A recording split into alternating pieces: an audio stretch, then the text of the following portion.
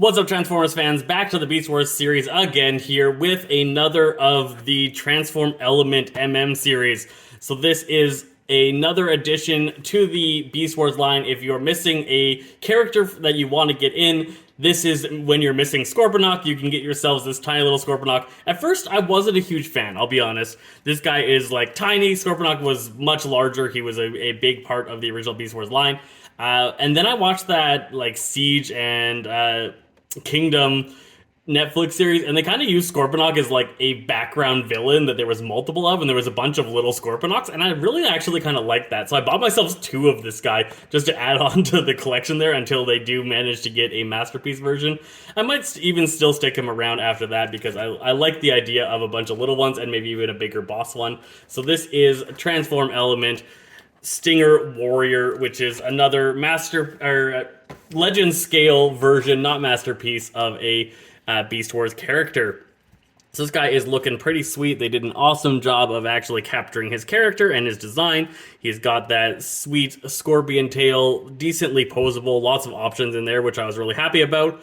They gave way more posability on this figure than they did on the Mice Warrior, so a definite improvement there. He's got great articulation. All of his parts have multiple movement sets. You're able to get some pretty sweet poses here. My original one that I got came with 2 right legs, and I had to get him replaced and get a version that had the right number of legs, or right style of legs, but this one is improved. They actually recommend you put these legs back and tuck them back here, but I kind of liked them slapped out and across the top, and as I like to say, it is your toy, do with it what you want. I like that design and a little bit of flare of color there, so that's what I went with.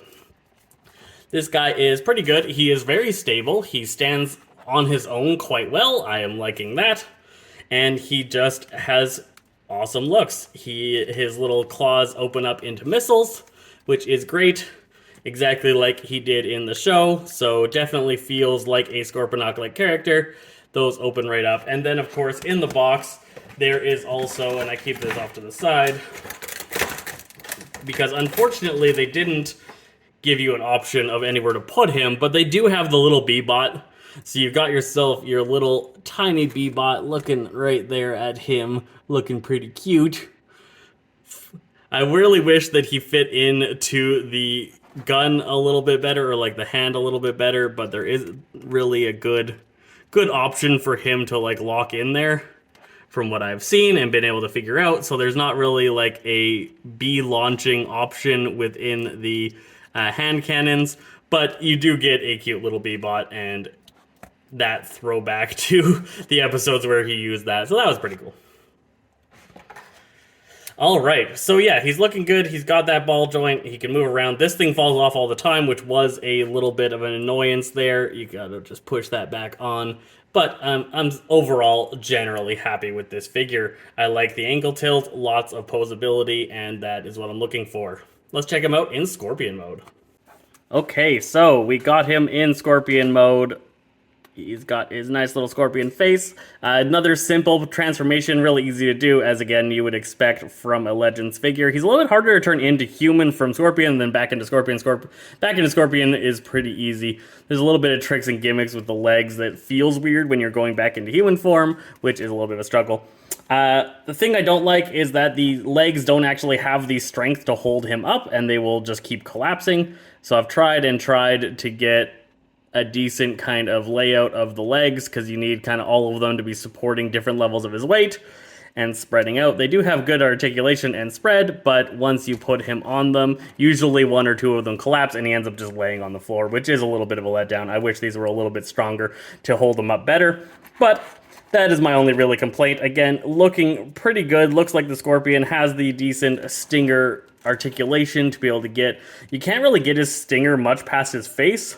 Like, that's really as far as it goes. So again, you can't get that like scorpion strike that you would maybe want without him stabbing into his own face. I would like it to go a little bit further. Some kind of mechanic there. But unless you lift it up from the butt, you can't really get what I would want. Like, I would want that range, but then you're like just de-transforming him. So there's a little bit of an issue there again, I guess, well, I suppose. So a couple issues, but overall, it is a Legend scale figure. It was pretty cheap to get, and it's a nice little addition to my Transformers collection. Let me know what you think about the Transform Elements. Wow. Let me know what you think of the Transform Elements Stinger and Mice Warrior, like what they're doing, how they're producing extra figures to be able to add to your Beast Wars collection, and what you think of them. I'm pretty happy with this one. I'm happier with this one than I was with Mice Warriors. So that is where I'm at with my thought process there. But this is that Stinger looking pretty sweet, and we'll catch you guys next time.